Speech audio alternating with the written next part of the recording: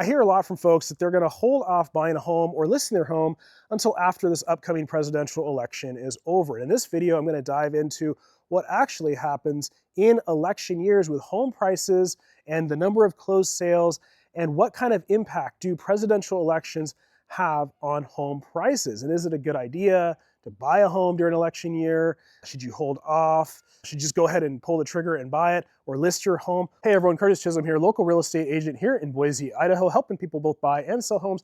And I'm a lender, and I can help you with that full service real estate transaction, helping you secure that loan or refinance as rates are starting to fall and get you into a better rate.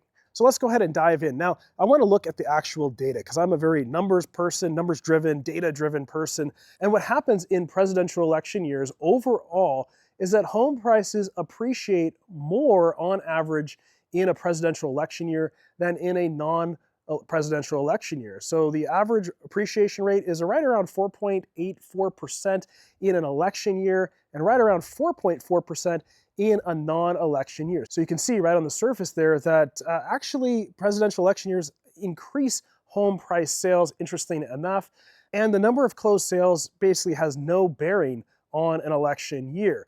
What I find typically is that if a person is not wanting to purchase during an election year, maybe wants to hold off listing until after, they're just simply not ready. And I completely understand there's a lot of concern that what they really think is that everyone else is thinking the same things. Home prices must just kind of come crashing down during election year, but that just simply is not true. The true driver of home prices really are a combination of supply and demand, of the number of homes available, and mortgage rates. Now, mortgage rates were super low in 2020 because of the COVID crisis, and they're trying to head off the recession, driving interest rates down into the 2% range.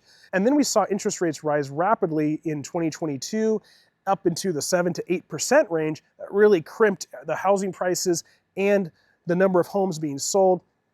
But that was the main driver. It had nothing to do with the election year. Now, the year where we saw the biggest drop in home prices was during an election year, but that was 2008. And that had nothing to do with the election between President Barack Obama and Senator John McCain. It had to do with terrible loans being made in 2004, 2005, adjustable rate mortgages. And if you could fog a mirror, you could get a home loan. In fact, you could buy multiple homes simply by saying you made a certain amount of money.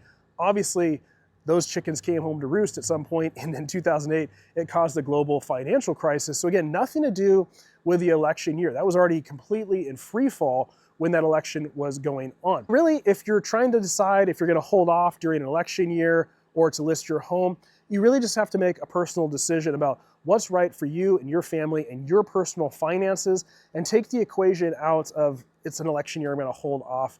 Just, make a decision, whatever's best for you. I hope you found this helpful to find out that it really doesn't matter during an election year about home prices or the number of homes available. It really has to do with a lot of other factors. And we are seeing interest rates starting to come down finally as we head into the end of 2024. I believe that is going to begin to start stimulating some more buyer demand, which will start to spur on a rise in home prices over time.